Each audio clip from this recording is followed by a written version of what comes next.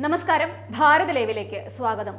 ലോക്സഭാ തിരഞ്ഞെടുപ്പിൽ സുരേഷ് ഗോപി കേരളത്തിൽ കൊണ്ടുവന്ന ബി.ജെ.പിയുടെ വിജയം അത്ര കണ്ട് രസിക്കാത്തവരാണ് പലരും. ഒളിഞ്ഞും തെളിഞ്ഞും സുരേഷ് ഗോപിയെ കരിവാരി തേക്കാൻ അവർ ശ്രമിച്ചുകൊണ്ടേയിരിക്കും. പല പല ആരോപണങ്ങളും വർഗീയ പോസ്റ്റുകളും എഴുതിയും മറ്റും ശത്രുക്കൾ അവർക്കാകാവുന്നതുപോലെ അപമാനിക്കാനും നോക്കുന്നുണ്ട്.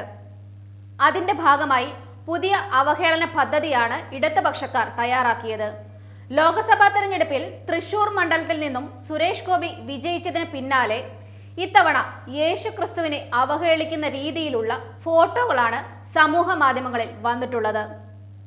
സമൂഹ മാധ്യമങ്ങളിൽ ക്രിസ്തുദേവന്റെ ചിത്രം മോർഫ് ചെയ്ത് പ്രചരിപ്പിച്ചാണ് അവഹേളനം. ബി.ജെ.പി. നിയുക്ത എം.പി. സുരേഷ് ഗോപിയുടെ മുഖം ചേർത്ത് വെച്ചാണ് ഇവർ യേശുവിന്റെ ചിത്രം പ്രചരിപ്പിക്കുന്നത്.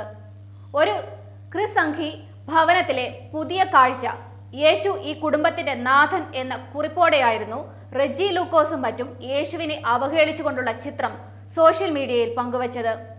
റെജി ലൂക്കോസ് ഉൾപ്പെടെയുള്ള നേതാക്കളാണ് സമൂഹ മാധ്യമങ്ങളിലൂടെ ക്രിസ്തുദേവനെ അവഹേളിച്ച് രംഗത്തെത്തിയിരിക്കുന്നത്. സംഭവത്തിൽ ഇവർക്കെതിരെ ശക്തമായ വിമർശനവും ഉയരുന്നുണ്ട്.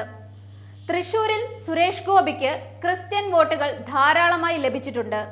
ഇതും ഇദ്ദേഹത്തിന്റെ വിജയത്തിലേക്ക് നയിച്ച ഘടകമാണ്. ഇതിന്റെ പശ്ചാത്തലത്തിലാണ് ക്രിസ്തുദേവനെയും വിശ്വാസികളെയും അവഹേളിച്ച് റെജി ലൂക്കോസ് ഉൾപ്പെടെയുള്ള ഇടത് നേതാക്കൾ രംഗത്ത് ഇറങ്ങിയത്. അതേസമയം പോസ്റ്റിന് താഴെ രൂക്ഷ വിമർശനമാണ് റെജി ലൂക്കോസിനെതിരെ ഉയരുന്നത്. തിരഞ്ഞെടുപ്പ് പരാജയത്തിന്റെ കരച്ചിൽ ഇനിയും കഴിഞ്ഞില്ലേ എന്ന് ആളുകൾ റെജിയോട് ചോദിക്കുന്നുണ്ട്. യേശുദേവനെ അപമാനിച്ചതുപോലെ പ്രവാചകൻ നബിയെ എന്തെങ്കിലും പറയാൻ ധൈര്യമുണ്ടാകുന്ന കാലത്ത് നിന്നെയൊക്കെ സമ്മതിക്കാമെന്നും പോസ്റ്റിന് താഴെ വിമർശനങ്ങളുണ്ട്.